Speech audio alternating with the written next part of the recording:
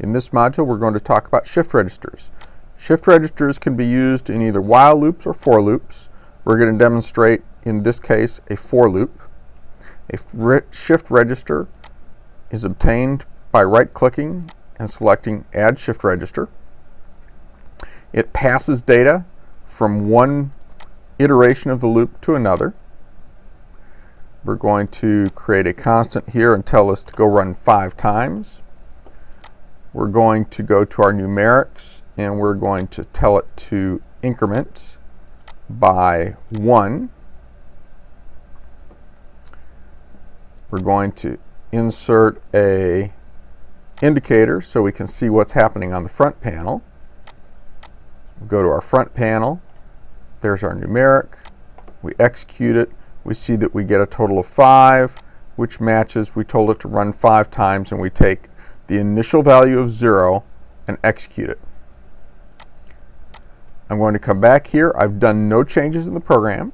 I'm going to execute it again, and you'll notice that it says 10. The reason is because when the program finished executing, this shift register still held the value of 5. So when the program was then again run, since this had nothing to initialize it, it picked up the last value. We can force this to be initialized to some value, and in this case 0. Go to our front panel and we execute it, and you see we get 5, and every time we run it we will get 5.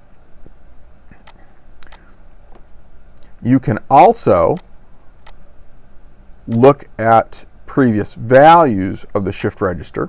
In this case, I've drug it down for 3. I'm going to create a number of indicators here. Create an indicator, that's the top one. Create an indicator for the middle one. And create an indicator for the bottom one.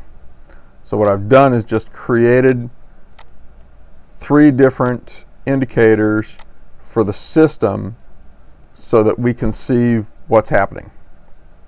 If we go to, did that not attach? It should have attached. What is its problem? Oh, correct. Sorry, I have to get rid of that. There we go. Now I'm going to, there's my top, my middle, and my bottom, and my output. If I execute this, you see my output is 5. That's the value coming out of the output shift register right here. The top value of the incoming shift register is 4. The next one down is 3, and the next one down is 2. These represent the previous iterations of the loop. And that's how shift registers work.